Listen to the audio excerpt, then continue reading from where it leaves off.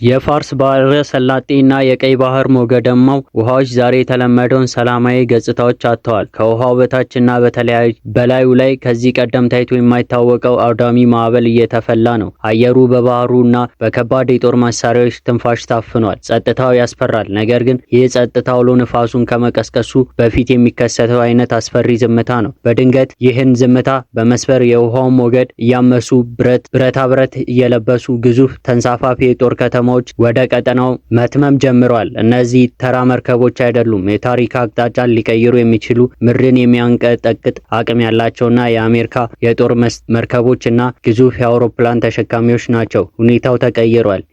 የቃላት ጦርነትና የዲፕሎማሲ ንግግሮች ወደ ተግባራዊ የኃይል ማሳያነት ተሸጋግረዋል። አሜሪካ ታይቶ በማይታወቅ ፍጥነትና መጠን ወታደራዊ ኃይሏን በኢራንና በእስራኤል አቅራቢያ እያከማቸች ነው። በኒውክሌር ኃይል የሚንቀሳቀሱ ግዙፍ የአውሮፕላን ተሸካሚ መርከቦች በመቶዎች የሚቆጠሩ ዘመናዊ የጦር ጀቶችና በጀርባቸው አዝለው የውቅያኖሱን ክንድ እየሰበሩ ደርሰዋል። የአውሮፕላኖች ሞተር ድምፅ ባህሩን ያንቀጠቅጣል። ኤፍ-35 እና ኤፍ-18 ተዋጊ ጀቶች በማንኛውም ሰከንድ ትዕዛዝ ቢሰጣቸው ወደ አየር ለመንጠቅ በተጠንቀቅ ቆመዋል። በመርከቦች ላይ ያሉ ግዙፍ ራዳሮች ያለማቋረጥ ይሽከረከራሉ።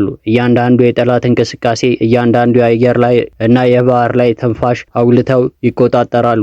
ይህ የኃይል ክምችት ድንገተኛ አይደለም። ፔንታጎን ከፍተኛ የጦር መርከቦችን ሰብስባ ሌሊቱን ሙሉ ሲመክሩ አድረዋል። የሳተላይት ምስሎች እንደሚያሳዩት ተጨማሪ የጦር መሳሪያዎች፣ እጅግ ዘመናዊ የሆኑ ጸረ ሚሳኤል መከላከያ ስርዓቶች እና በሺዎች የሚቆጠሩ የአሜሪካ ልዩ ኃይል ወታደሮች ወደዚህ ስትራቴጂ ቀጠና የጦር ሰፈራቸውን እየጎረፉ ነው።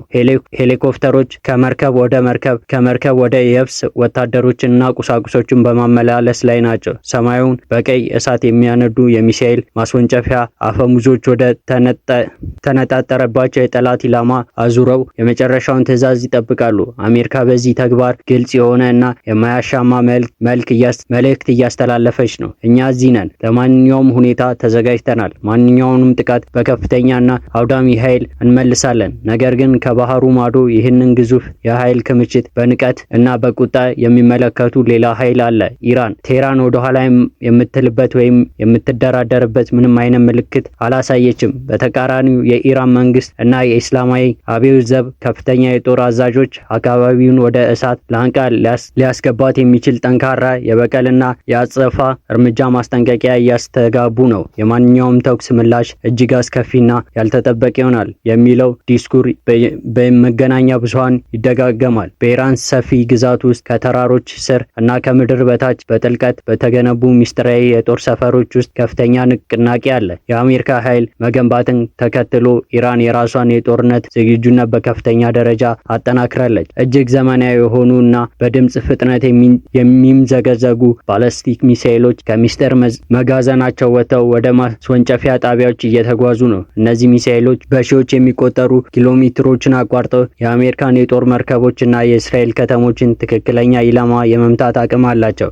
የድሮን ማምረቻ ጣቢያዎች ሌሊትና ቀን ያለማቋረጥ እየሰሩ ነው። የሻሂድ አጥፍቶ ጠፊ የድሮን መንጋዎች ሰማዩን ለማጨለምና የጠላት ራዳር ለማደናቀፍ ተዘጋጅተዋል። በሆርሙዝ ስትሬት የዓለም የነዳጅ ማስተላለፊያ የደም ስር በመሆኑ ጠባብ የውሃ በር ላይ የኢራን ፈጣን የጦር ጀልቦች የአሜሪካ መርከቦች በቅርብ ርቀት እየተከታተሉ ያስቸግራሉ። እያንዳንዱ የሁለት ኃይሎች የቅርብ ርቀት ትዕይንቶች አደጋን ያረገዘ እና ጦርነቱን ሊጭር የሚችሉ ክብሪን ነው። በዚህ ሁሉ ውጥረቶችና የጦር ነጋሪት መሃል የጦርነቱ ቀዳሚ ኢላማና ቁልፍ ተዋናይ የሆነችው እስራኤል ከፍተኛ የፍርሃት የጥንቃቄና የዝግጅት ቀጠና ሆናለች። ከቴል አቪቭ እስከ ጀሩሳሌም፣ ከሃይፋ እስከ ኤፍላት ሀገሪቱን በሙሉ በጦር አቋሟ ላይ ትገኛለች። የህዝቡ መከላከያ ሳይረኖች በማንኛውም ሰከንድ ሊጮሁ እንደሚችሉ ህዝቡ ጠንቅቆ ያውቃል። ሆስፒታሎች፣ የደም ባንኮች ሞልተዋል። የምድር ውስጥ መጠለያዎች ተጠርገው ተከፍተዋል። የውሃ፣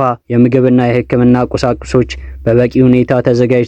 መንገዶች ጭር ብለዋል። የሰዎች ፊት ላይ ስጋት ይነበባል። የእስራኤል ወታደራዊ ኃይል በታሪኩ ከፍተኛ የተባለ የንቃትና የተጠንቀቅ ደረጃ አውጇል። አይረን ዶም፣ ዴቪስ ስትሊንግ እና አውሮም በመባል የሚታወቁት በርካታ ንብርብር ያላቸው ዘመናዊ የጸረ ሚሳኤል መከላከያ ስርዓቶች ከኢራን መሬት ወይም ከሌሎች ተባባሪዎች ሊተኮሱ የሚችሉ ሚሳኤሎች እና ድሮኖችን ገና በአየር ላይ እንዳሉ ለማክሸፍ ሰማዩን በራዳር እያሳዩ ነው። የእስራኤል ጦር አውሮፕላኖች ድንበርን እየጠበቁ በአየር ላይ ቅኝት እያደረጉ ሲሆን የመከላከያ ሚኒስቴር እና የሞሳድ የስለላ ድርጅት ባለስልጣናት ከመሬት ስር በሚገኙ ጠቅላይ መምሪያዎች ውስጥ ሆኖ እያንዳንዱን የኢራን እንቅስቃሴ በሳተላይት እና በረቀቀ የስለላ መረብ ይከታተላሉ። ለእስራኤል ይህ የህልውና ጉዳይ ነው። ኢራን ጥቃት ከሰነዘረች እስራኤል ዝም ብላ አትቀመጥም። ምላሹን የኢራንን የኒውክሌር ተቋማት፣ የነዳጅ ማውጫዎችና ወታደራዊ ማዕከላት ኢላማ ያደረገ አውዳሚ ሊሆን የሚችል የጦር ስትራቴጂ ይገምታሉ። ይህ ፍጥጫ ሁለት ሀገራት በድንበር ላይ የሚያደርጉት ተራ ግጭት አይደለም። ይህ የመላው ዓለምን ወደ ሶስተኛ የዓለም ጦርነት ሊያስገባ የሚችል የጂኦፖለቲካ እሳተ ገሞራ ነው። ይህ የባህረ ሰላጤ አካባቢ የዓለም ነዳጅ ሀብት ማዕከልና የንግድ መስመር ነው። ጦርነቱ ቢፈነዳ የሆርሙዝ ስትሬት ይዘጋል። ይህ ማለት ደግሞ የዓለም የነዳጅ አቅርቦት በከፍተኛ ደረጃ ይቋረጣል ማለት ነው። የነዳጅ ዋጋ በአንድ ጀንበር ወደ ሰማይ ይተኮሳል። የዓለም ኢኮኖሚ በድንጋጤ ይንቀጠቀጣል። የዋጋ ግሽበት ሀያሏን ሀገራት ሳይቀር ያንበረክካል። የአክሲዮኖች ገበያ ይወድቃል። የፋብሪካ ጭስ ይቋረጣል። በተጨማሪ ይህ ጦርነት ሌሎች ሀያልን ሀገራትን ወደ ጦርነት መጎተቱን አይቀሬ ነው። ሩሲያና ቻይና የኢራን ስትራቴጂ እና የንግድ አጋሮች እንደመሆናቸው መጠን የአሜሪካ ቀጠናዊ የበላይነት ዝም ብለው አይመለከቱም።